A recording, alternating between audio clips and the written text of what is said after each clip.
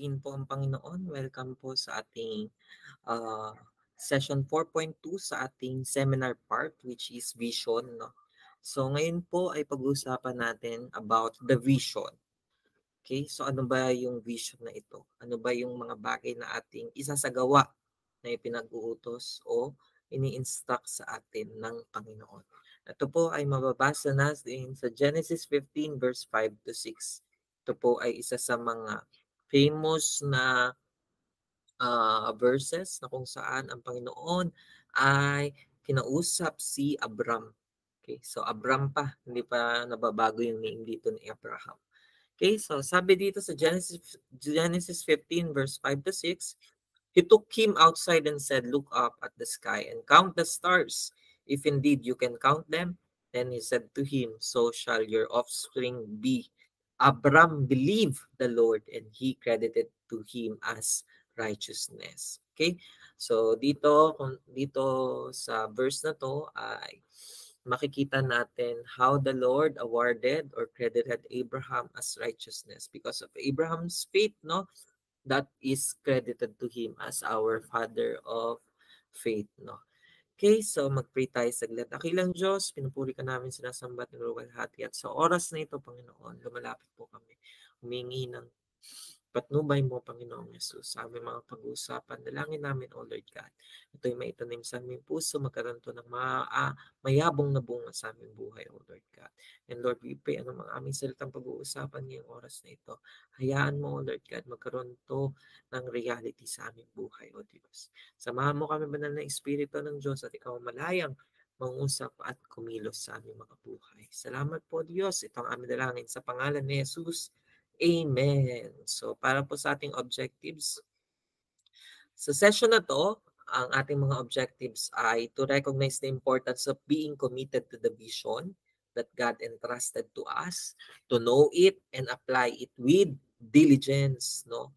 To recognize the importance of the basic principle of visualization and applying them in order to reach the multitudes that God planted on us, to understand some of the principle that will help us become a better leader. So para po sa ating introduction, vision is the tool that God has given to His children to bring revival to the world. Possibly the last and greatest in history. Gaya nga ng nabanggit natin ng mga nakaraang linggo, that vision is God's idea given to man for him to execute it. And the vision of God is the tool to reach people back come back to Him, no? Which is yun yung heart ng Panginoon natin. Okay? Sabi dito, 4 powerful things that we need to understand the vision of God. Number 1, visualize the growth of your ministry. God implanted a vision on us. And what is the vision of God is win souls and make disciples. It is more of our product, no, ang ating fruit. Okay? So, yun daw yung nais ng Panginoon mangyari sa atin. It is to preach the gospel, win people, and help them be discipled, no? Kaya nga sa mga life group leaders dito at sa mga mag-establish ng life group pa, number 1 na kailangan nating maunawaan is the word visualization, no? Let us pray na yung mga ministering pinagkaloob sa atin ng Panginoon, yung mga life group na pinagkaloob sa atin ng Panginoon, there will be growth on those life groups. Okay? Pangalawa, let us paint the picture of blessing in our mind. No? So sa mga life group na i-establish natin or na-establish na natin, let us create picture of blessing on those life groups. Let us commit faithfully by implementing the vision and let us decide to be the best sa leaders that we want. So mamaya, tatalakayin natin isa-isa yung mga bagay na iyon. Puntahan muna natin yung visualization. Kaya nga nang nabanggit ko sa inyo, no, as a leader, we must visualize things na ito yung maging reality ng life group na hinahawakan natin. Gaya ni Abraham, anong ginawa sa kanya ng Panginoon? Lumabas ka dyan, sabi ng Panginoon. Tingnan mo ang mga bituin sa langit. Pinakita doon ng Panginoon. Visualize your offspring. No, kumbaga, ganun din sa life natin, no, sa life group natin. We must visualize things, no, na yung life group natin hindi lang tatatlo, hindi lang aapat, kundi ito'y magiging madami. Okay? Visualization will help us to reach our goal, which is the multiplication, the multitudes na nais ng Panginoon. Sabi nga ni Pastor Cecil Castellanos, if your vision is not clear, something is not right in your faith. That is why we need to see the instructions, see the vision of God clearly in our lives, and that will help us grow doon sa pinapagawa ng ating Panginoon. Sabi nga, growth first happens on the inside. That is why we need to visualize it clearly sa loob natin. Gaya ng ginawa ni Yahweh kay Abram. No, sabi ng Yahweh, kailangan makita mo, kailangan ma-visualize mo, kailangan pumasok ito sa loob mo. Okay? Because as we believe it in our heart that it is then reality will happen. Okay? Mahirap naman talaga makita ito sa una, pero with the help of God, it will manifest and make into reality. No? Mahirap naman talaga ma-visualize na madaming souls, no? Pero sa tulong at tabag ng Panginoon, magaganap ito. Just visualize it. And when you visualize it, number 2, paint the picture of blessing in your mind. No? Sabi sa Hebrews 11 verse 1, now faith is the confidence in what we hope for and assurance about what we do not see. The difference of a believer sa mga hindi believer, tayo kasi we believe first before we see. Yung mga tao na hindi believer, they want to see it first before they believe. Okay? Ganon yung nangyari kay Abraham.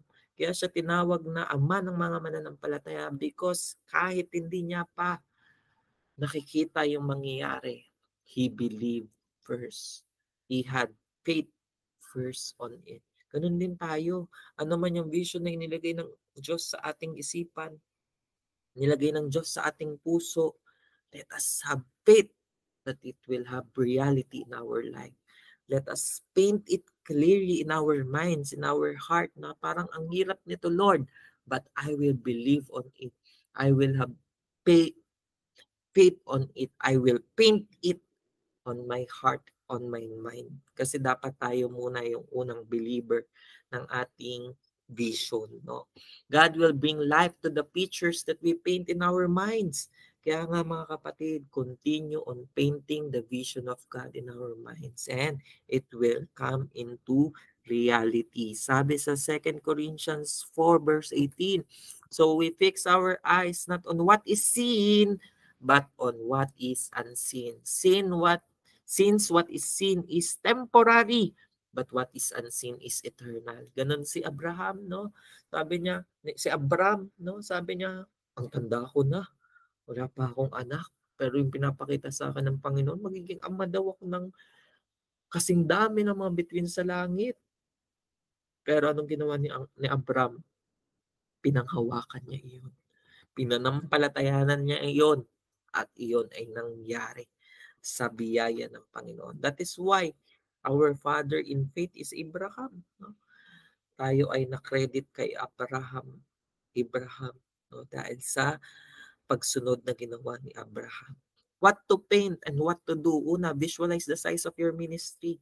Kung ngayon ang hawak mong life group ay isa pa lang, visualize na magiging 2 ito, 3 ito after a year. No? Kung ngayon ang hawak mong life group members ay isa lang, visualize na by the end of the year, magiging 3 ito, magiging 4 ito, magiging 12 ito sa biyaya ng Panginoon. Invest time alone with God because in this intimacy, the images you receive in your mind will increase in importance. Yun po yung mahalaga mga kapatid, no? There is no other thing that will help us accomplish our goal, accomplish our vision. It is through the help of our God. Kaya nga let us invest time with God because this ministry is not our ministry. It is the ministry and works of the Holy Spirit, our God. Kaya invest time alone with God and God will lead us to that success. Have clear images in your mind. Dapat malinaw ang ating isipan kung ano yung vision na pinapagawa sa atin ng Panginoon. Dapat yung vision natin ay ano, hindi lang napasang vision sa atin, kundi sa atin mismo malinaw na ito yung pinapagawa sa atin ng Panginoon. And include all your disciples in your vision. Help them also to have or to become a visionaries. No? Kaya sa mga may life group na dito, no, dapat yun yung tinuturo natin sa ating mga members, sa ating mga disciples, no, na sila rin mismo, tulungan niya tayo ma-reach yung vision natin. At sila rin mismo magkaroon sila ng sariling vision na mula sa Panginoon. Kasi iba pa rin yung personal, no, yung may rema, yung mayroong instruction magmumula sa Diyos. Kasi ito ay yung mga bagay na ating lalakaran. Next tool, we must learn to be committed to faithfully implementing the vision.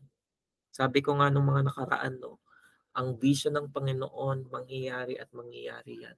Either you will be the one to make it happen or others will do it. No? Kaya nga mga kapatid, be part of the vision of God. No? Be committed on that vision. No? And there is blessing on your obedience. There is blessing on your sacrifices to do the vision of Jesus. No? Do not think that by running faster, you will go further. No? Huwag nating minamadali yung vision ng Panginoon. Everything has its process, everything has its time. No? Huwag nating madaliin na yung mga hawak nating life group members. No? Ngayon ay maging ganito na sila agad. Make them be on the process of God. No? Ganon din sa vision ng Panginoon. Huwag nating madaliin ito. Hayaan natin na yung plano ng Panginoon ang maganap at mangyari. Do the whole vision through the team of 12. Ayan. So kung meron kayong mga life group, kahit hindi 12, kasi yung iba dito establishing pa lang, no? Do the vision with the help of your team. No? Kung ilan man kayo, pagtulungan nyo na maging reality itong vision na ipinakita sa inyo ng Panginoon. The leader is an expert in all the steps of the vision. Kaya as a leader, you should learn each step of the vision in detail. Kaya nga as a leader, dapat sa iyo malinaw, clear, paulit-ulit nating binabanggit. Kasi nga kapag clear sa yung vision, you will be committed on that and you will faithfully finish it. Amen? Last, decide to be the best cell leader. Yung vision ay magkakaroon lang ng reality if we on ourselves decide to be the best leaders. No? There are a lot of things na kailangan pang ayusin, baguhin, i-shape sa atin. But if we decide to be on that best leader, no, God will help us. So what are the steps to take to be the best leader? Una, teach in season and out of season. Sa mga may life group dito at sa mga mag-establish ng life group pa, if you set a weekly session, don't miss it. No? Meron mang 3, 1 na natitira sa members mo. Teach.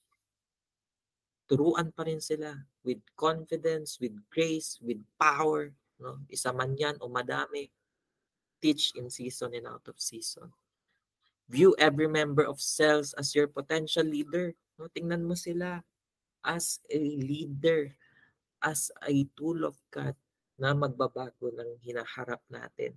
Motivate your members with your words, no? Huwag natin puro negative yung ibigay natin sa mga cell groups natin. Always work with goals. Let us always set a goal every week, every month, every year, no? For example, this year, goal nyo, kung 3 lang kayo na member sa cell nyo, maging 5, 6, no? Mag-multiply kayo, set a goals, no? Kung monthly man yan o weekly. Okay? Do spiritual warfare. Hindi dapat yan mawawala. Gaya ng mga nakaraang pinag-usapan natin. Our battle is in the spirit, no? Because we are a spiritual being na. There is a force of the enemy that is working around us. That is why we need to be to battle them in prayer. Kaya nga ka ang kasama ng life groups ay ang prayer, no? Di dapat yan mawawala sa ating mga leaders. Ang ipanalangin ng gusto yung mga members natin. Kasi may old nature na nagbabattle doon. Kailangan idulog natin sila, ilapit natin sila sa Panginoon sa pamagitan ng panalangin. And do not forget to always have an empty chair. Ano ba ang meaning ng empty chair na yon? It is trusting God that the Lord will fill yung mga kulang na chairs sa atin. Okay? Kasi part yun ng visualization natin. For example, no, kapag magla-life group kayo, ah ang life group members nyo ay 4 pa lang, mag-reserve na kayo doon ng 12 chairs, no? Parang doon pa lang nabi-visualize nyo na Lord, pupunuin mo to yung upuan nito. Hindi lang kami mananatiling 4 by the end of the week, end of the month, end of the year. Magiging 12 kami. Visualization, very powerful yun. Amen?